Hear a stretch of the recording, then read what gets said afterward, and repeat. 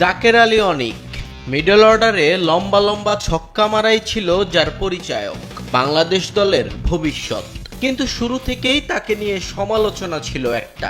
One dimensional cricketer Zaker, মাঠে offside বলে যে একটা দিক আছে সেটা সম্ভবত জানাই নেই তার যত শট, যত কারিশমা সব এক লেগ সাইডে।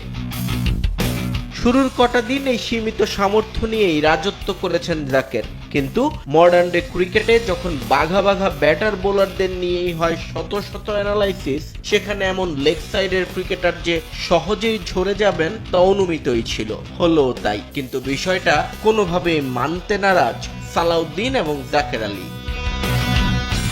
নিজেদের গড়তুমিতে অটল রইলেন এই দুজন, তাই তো ক্রিকেট যখন বদলাচ্ছে হু হু করে, তখনও সেই মান্ধাত্তা আমলের ব্যাটিং স্টান্ট আর সক্ষমতা নিয়ে জাতীয় দলের মিডল অর্ডারে এখনো নেমে চলেন জাকেররা। বুড়ো আঙ্গুল দেখিয়ে চলেন সমর্থক আর ক্রিকেট বোদ্ধাদের।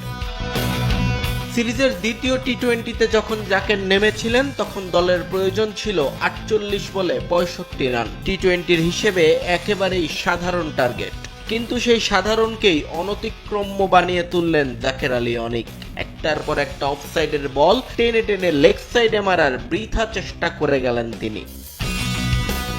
আর তার এই সীমিত সামর্থ্য জেনেই হয়তো বলগুলো সব অফসাইডে ফেলে যাচ্ছিলেন ক্যারিবিয়ান বোলাররা। রীতিমতো তাকে নিয়ে খেলেছেন তারা, এমনকি ক্যাচ উঠলেও সেটা ধরার কোনো তাড়া দেখাননি সফরকারী ফিল্ডাররা, কারণ তারাও যে জানতেন জাকের থেকে গেলেই জয়টা সহজ হবে উইন্ডিজের।